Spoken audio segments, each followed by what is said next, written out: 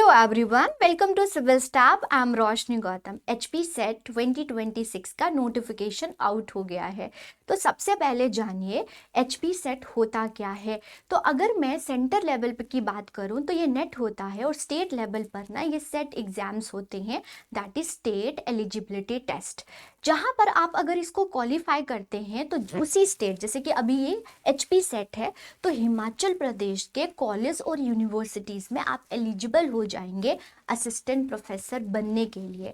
Very first step होता है professor बनने की जर्नी में ना आपका वेरी फर्स्ट स्टेप होगा स्टूडेंट। और इसके बाद बहुत सारे कैरियर अपॉर्चुनिटीज होते हैं। तो ये बहुत इंपॉर्टेंट है और आप सभी को इसको ना टारगेट करना चाहिए और इसको क्वालिफाई करके रख लेना चाहिए, क्योंकि इसके बाद बहुत सारे ऐसे एग्जाम्स होंगे जिसका क्राइटेरिया एचपी सेट होता है, यूजीसी नेट होता है। बहुत इंपॉर्टेंट ये एग्जाम है। और अगर मैं आपको बताऊं तो एचपी सेट में मीन्स यहाँ पर जब भी सेट होता है और नेट होता है तो 2 पेपर होते हैं। और अगर हम पैटर्न की बात करें, जो कि ये जो है एग्जामिनर के द्वारा ही पैटर्न दिया गया है, उसी पर मैं आपको बता रही हूँ। तो ना जनरल अवेयरनेस होगा। जनरल अवेयरनेस को इसको हम पेपर 1 बोलते हैं, और ये पेपर 2 जो कि आपका कंसर्न सब्जेक्ट स्टूडेंट, वो जो कि आपने मास्टर में जिसमें मास्टर किया है, मास्टर में जो आपने स्टडी करी है सब्जेक्ट, वो होता है। और जो आपका पेपर 1 होगा वो 100 मार्क्स का और 50 क्वेश्चंस इसमें आते हैं। और आपको ना टाइमिंग 1 आवर का दिया जाता है। ठीक है, 1 आवर का दिया जाता है। और वही पेपर 2 की बात करें तो आपके 200 मार्क्स का और 100 क्वेश्चन दिया जाता है। तो इस क्लास में ना हम जनरल पेपर 1 के बारे में बात करेंगे कि बेसिकली आपको क्या क्या स्टडी करना है। ओके, यहाँ पर देखो लिखा हुआ है टीचिंग रिसर्च एप्टीट्यूड, यहाँ पर ऐसे वर्ड्स लिखे गए हैं। और जब आप पोर्टल पर जाओगे तो आप जनरल पेपर का अगर सिलेबस डाउनलोड करोगे तो सिलेबस आपका ये है।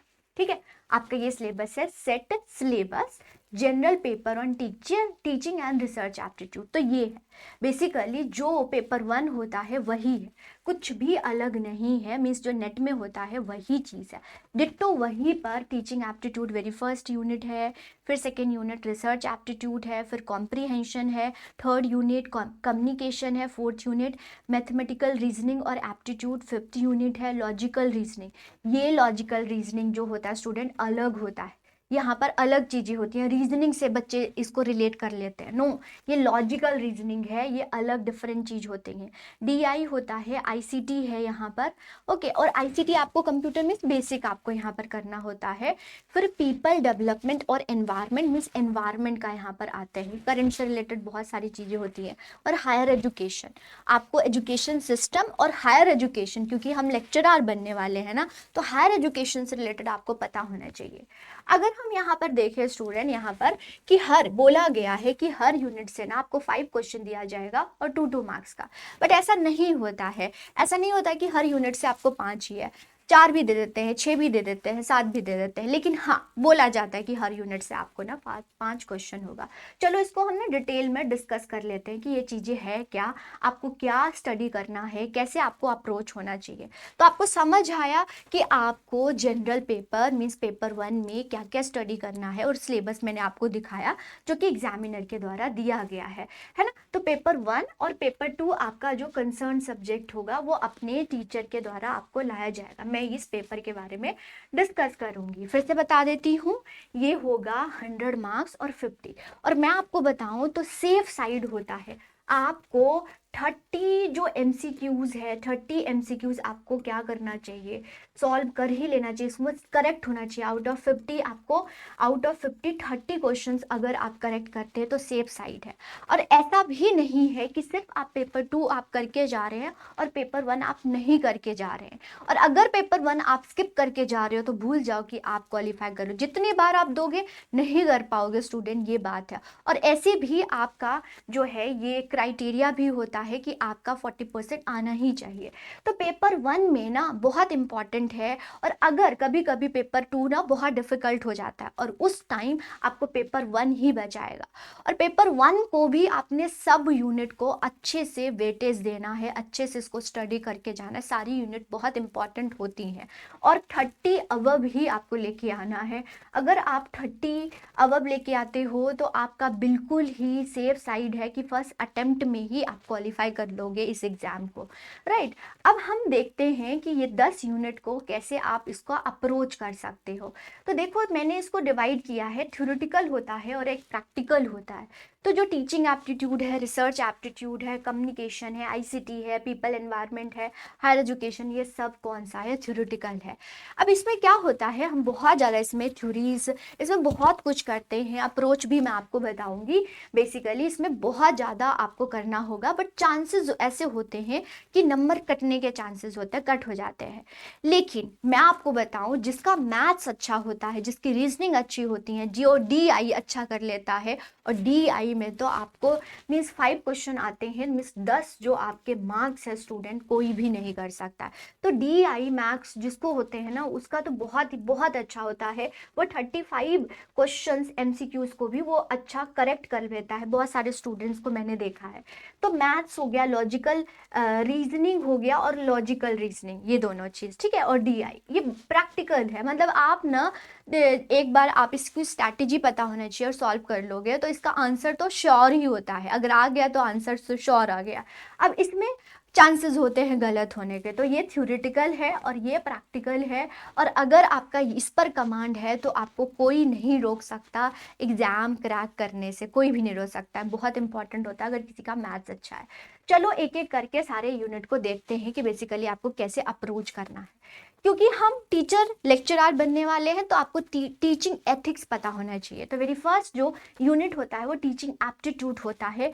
यहाँ पर कोई भी थ्योरीज नहीं करनी होती हैं। बेसिकली जब हम CTET करते हैं, टेट करते हैं, वहाँ थ्योरीज करते हैं, लेकिन यहाँ पर थ्योरीज नहीं होता है। यहाँ पर बेसिकली आप थ्योरीज पढ़ते हो, थ्योरीज लाइक जैसे पियाजे की थ्योरी हो गया, बहुत रेयर चांस होता है कि एक आधा क्वेश्चन पूछ ले आपसे, पर थ्योरीज नहीं आती हैं यहाँ पर ना। थ्योरेटिकल चीज आता है, एप्टीट्यूड बेस आता है, case study type of questions आते हैं, स्टेटमेंट वाइज क्वेश्चन आता है, और टीचर को क्या करना चाहिए, टीचर को कैसी एथिक्स होनी चाहिए, ये आपको बताया जाता है। तो टीचिंग हो गया, लर्नर कैरेक्टरिस्टिक्स हो गया, फैक्टर अफेक्टिंग द टीचिंग हो गया, मेथड ऑफ टीचिंग क्या होती हैं, ये आपको सारे ही मेथड्स आपको करने होते हैं। टीचिंग सपोर्ट सिस्टम क्या हो गया है, और जो ऑनलाइन जो हमारी आजकल जो फैसिलिटी है, वो बहुत क्वेश्चन यहाँ से आता है। मूक हो गया, स्वयं प्रभा हो गया, इन सब से क्वेश्चन आता है। इवैल्यूएशन सिस्टम कैसे हो गया, और यहाँ पर आप no choice based credit system से भी क्वेश्चन आता है। ये आपको अच्छे से करके जाना है टीचिंग एप्टीट्यूड। और ये एक बार आप थ्योरीज कर लो, मैं आपको यही बताऊंगी इसमें ना, आप थ्योरीज कर लो एक बार। आप थ्योरीज करने के बाद, थ्योरीज मतलब ये सारे कंसेप्ट करने के बाद, उसके बाद आपको ना प्रैक्टिस करना है स्टूडेंट। यस, आप जितना प्रैक्टिस करोगे ना स्टूडेंट, उतनी इसमें इस यूनिट में आप स्कोर अच्छा कर पाओगे, और प्रैक्टिस से ही पता चलता है।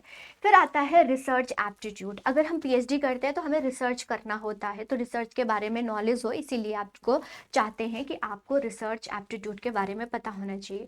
ये बिल्कुल नया होता है, ये भी बहुत नया होता है, लेकिन धीरे धीरे आप इसको अप्रोच कर सकते हो।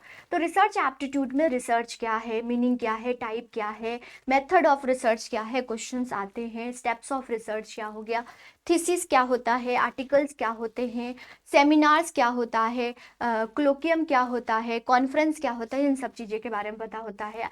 रिसर्च को ICT, मतलब कि जब हम रिसर्च करते हैं तो ICT का कैसे से यूज़ कर सकते हैं, कौन कौन से ICT टूल्स हैं, ये आपको पता होना चाहिए। रिसर्च एथिक्स से क्वेश्चंस आते हैं कि जब रिसर्च कर रहे हो तो बीइंग अ रिसर्चर, स्कॉलर, आपके कौन कौन से एथिक्स होने चाहिए, ये आपको मालूम होना चाहिए। तो ये research aptitude, that is unit 2 है।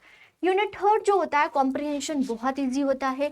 इसमें आप प्रैक्टिस करते हो, है ना, डेली, या आप ऑल्टरनेटिव डेज पर एक कॉम्प्रिहेंशन सॉल्व कर लेते हो, तो जब तक एग्जाम होता है ना अच्छे से है। लेकिन मैं ये नहीं बोलूँ, ये नहीं होगा कि आप बिल्कुल प्रैक्टिस नहीं कर रहे हो और जाके वहाँ पर सॉल्व कर रहे हो। तो प्रैक्टिस चाहिए होता है, इसमें प्रैक्टिस आपको होगा, आराम से इसको कर लोगे। कोई ग्रामर कोई कुछ नहीं आता है, पैराग्राफ दिया जाता है, उसी के बेसिस पर 5 क्वेश्चंस दिए जाते हैं। फिर आता है कम्युनिकेशन। ये बहुत इजी लगता है यूनिट, लेकिन इसमें से ना टर्म्स के बेसिस पर क्वेश्चन आता है, और टर्म्स हमें नहीं मालूम होता है। तो ये इजी लगता है और है भी इजी, लेकिन क्वेश्चन में अपने एक्सपीरियंस के बेसिस पर देखो तो थोड़ा सा हार्ड आ जाता है।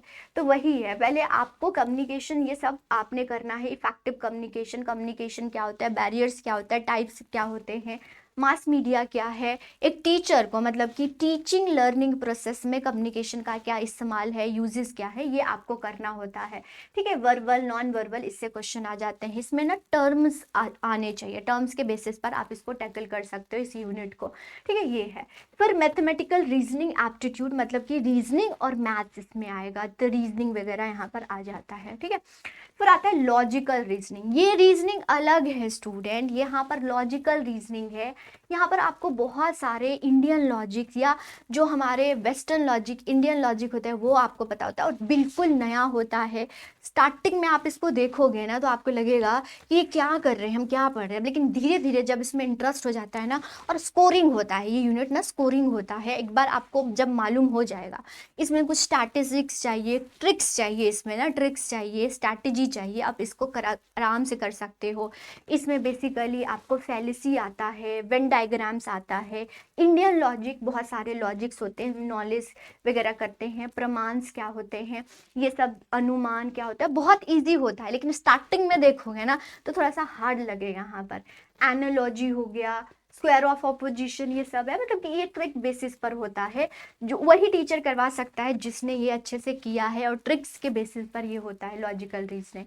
फिर डीआई को भी प्रैक्टिस करना है। डीआई में मैं आपको सजेस्ट करूंगी कि आपको 3 चीज़ आनी चाहिए, परसेंटेज रेशो, और आपको परसेंटेज रेशो और एवरेज आना चाहिए। ये 3 चीज़ आता है तो डीआई आप कर सकते हो। डीआई बहुत बार होता है कि डिफ़िकल्ट आ जाते हैं, बहुत बार होता है कि बहुत इजी आता है। ओके, ये हो जाता है। तो डीआई भी अगर कोई बच्चा कर लेता है तो अच्छा खासा स्कोर कर सकता है वो पेपर 1 में। तो जैसे डीआई आ गया, जिसका डीआई अच्छा है, जिसका मैथ्स अच्छा है, वो लॉजिकल रीजनिंग को स्किप कर सकता है, ऐसे भी है। ठीक है, तो ये है। लेकिन अगर आपका डीआई या मैथ्स अच्छा नहीं है तो आप लॉजिकल रीजनिंग को आपको करना होगा। मतलब कोई बच्चा थ्योरेटिकल में होता है, कोई प्रैक्टिकल में होता है, तो वो चीज़ है। तो डीआई के लिए आपको 3 चीज़ पता होनी चाहिए। एक आपको टेबल दिया जाएगा, उसी के बेसिस पर 5 क्वेश्चंस दिए जाएंगे। ओके, फिर आईसीटी में कंप्यूटर आपको करना होता है और बेसिक कंप्यूटर है, और वही टीचिंग में आप आईसीटी का मतलब कंप्यूटर का कैसे इस्तेमाल करोगे ये क्वेश्चन पूछा जाएगा, और बेसिक होता है, इतना डिटेल आपको कंप्यूटर नहीं आता है। ठीक है, ये है। तो आईसीटी हो गया। पीपल डेवलपमेंट और एनवायरनमेंट में आप एनवायरनमेंट थ्योरेटिकल करते हो। बेसिकली जितने भी एनवायरमेंटल प्रोटोकॉल्स वगैरह हैं, एग्रीमेंट्स वगैरह जो हुए हैं वो आपको करना होता है। या पोल्यूशन से जो डिजीज़ होते हैं, वाटर पोल्यूशन, एयर पोल्यूशन के डिजीज़ से क्वेश्चन आता है। तो ये पीपल डेवलपमेंट और एनवायरनमेंट है। तो डेवलपमेंट एनवायरनमेंट क्या होता है, एनवायरनमेंट के बारे में, फादर कौन है, ऐसे क्वेश्चन आ जाते हैं। एनवायरमेंटल इश्यूज क्या हैं, पोल्यूटेंट या पोल्यूशन के कितने प्रकार हैं, उससे क्या क्या बीमारी होती है, ऐसे क्वेश्चंस आते हैं यहाँ पर। प्रोटोकॉल से बहुत क्वेश्चन आता है, जितने भी प्रोटोकॉल्स है वो करंट ओरिएंटेड भी हो जाता है स्टूडेंट। यस, ये स्टैटिक प्लस करंट अफेयर भी इसमें आ जाते हैं, पीपल डेवलपमेंट एनवायरनमेंट। फिर हायर एजुकेशन सिस्टम, ये आपको एजुकेशन सिस्टम के बारे में आपको मालूम होना चाहिए। प्री इंडिपेंडेंट, पोस्ट इंडिपेंडेंस, जो हमारे ट्रेडिशनल, हमारे जो जितने भी ट्रेडिशनल इंस्टीट्यूट है, नालंदा है, तक्षशिला है, विक्रमशिला है, तो ये सब के बारे में आपको नॉलेज होना चाहिए। फिर वही प्रोफेशनल टेक्निकल स्किल बेस, ये थ्योरेटिकल है। वैल्यू एजुकेशन क्या होता है, ये पॉलिटिक्स, गवर्नेंस और एडमिनिस्ट्रेशन। यहाँ ना पहले आता था पॉलिटिकल साइंस से क्वेश्चन, ना पॉलिटी से क्वेश्चन आता था, अब नहीं आता है। मतलब कि ये मैं आपको बताऊं, एक पैटर्न चेंज हुआ था, उसके बाद ये क्वेश्चंस यहाँ से नहीं आते हैं, लेकिन इन्होंने हटाया नहीं है, बट ऐसे क्वेश्चंस आते नहीं है पॉलिटी से। फिर ये आप एशियंट एजुकेशन सिस्टम करते हो, post independence, pre independence, conventional, ये सारे थ्योरेटिकल हो जाते हैं। कन्वेंशनल क्या होता है, एग्जाम्पल से क्वेश्चंस यहाँ से पूछ लेते हैं। इसमें कुछ रिपोर्ट्स भी आपको करके जानना होता है। NIRF के रैंकिंग्स आपको पता होना चाहिए। यूनिवर्सिटीज़ की स्टैब्लिशमेंट डेट पता होनी चाहिए, कौन सी यूनिवर्सिटी टॉप पर है, ये सारी रैंकिंग्स आप करके जाओगे। तो ये 2 यूनिट ना थ्योरेटिकल प्लस आपका करंट अफेयर से रिलेटेड भी होता है, ये करंट अफेयर से रिलेटेड होता है। तो देख रहे हो स्टूडेंट, ये 10 यूनिट आपको ना जनरल पेपर 1 में कवर करना है, ये दे है। अब आपने देखना है कि आप किस पर है, आपका क्या अच्छा है, तो उसी के बेसिस पर अगर आप थ्योरेटिकल अच्छा कर पाते हो तो थ्योरेटिकल पर जाओ, प्रैक्टिकली कर पाओगे तो प्रैक्टिकल पर जाओ, है ना, ये रहता है। दोनों कर लेते हो तो बहुत अच्छा है, दोनों ही आप करोगे तो बहुत अच्छा है। आप 35 क्वेश्चन को अच्छे से क्रैक कर पाओगे और अच्छे से आप क्वालिफाई कर पाओगे, राइट। अगर हमारा कभी paper that is paper second जब होता है वो टफ आ जाता है तो आपको पेपर वन ही बचाएगा। अब मैं क्यों बेनिफिट है पेपर वन और इसको स्किप करके नहीं जाना है, मैं आपको अपने एक्सपीरियंस के बेसिस पर बता रही हूँ। ये स्कोरिंग होता है, एक बार आपने स्टडी कर लिया स्कोर कर सकते हो, अच्छा खासा स्कोर कर सकते हो, ओके। ये होता है लिमिटेड सिलेबस होता है, ये सिलेबस जो दिया गया है लिमिटेड नहीं है, फिर भी क्योंकि आपका पेपर टू जो होता है उसमें कितना भी पढ़ लो ना वो कम ही होता है, लेकिन इसमें जो है डिफाइन है, इसलिए मैंने लिमिटेड बोला है, और प्रैक्टिस चाहिए होता है। ये स्टूडेंट अगर पेपर वन में अगर आप प्रैक्टिस करते हो ना तो अच्छा स्कोर कर पाओगे, राइट। तो ये मैंने आपको बताया है। अब ना मैं सिंगल यूनिट में भी आपको कैसे अप्रोच करना है ना वो भी मैं आपको वीडियो जल्दी ही लेके आऊँगी, राइट। तो ये 10 यूनिट है, देखने में बहुत लग रहा होगा लेकिन बहुत ईजी होता है, आराम से आप लोग कर लोगे, ठीक है। कोई भी डाउट होता है, कोई भी सजेशन होता है तो आप चैट बॉक्स में लिख सकते हो स्टूडेंट। तो आज के लिए इतना ही। एक सिंगल यूनिट को भी कैसे हम अप्रोच कर सकते हैं वो भी मैं जल्द ही लेके आऊँगी। All the best student, thank you, next class में मिलते हैं, थैंक यू।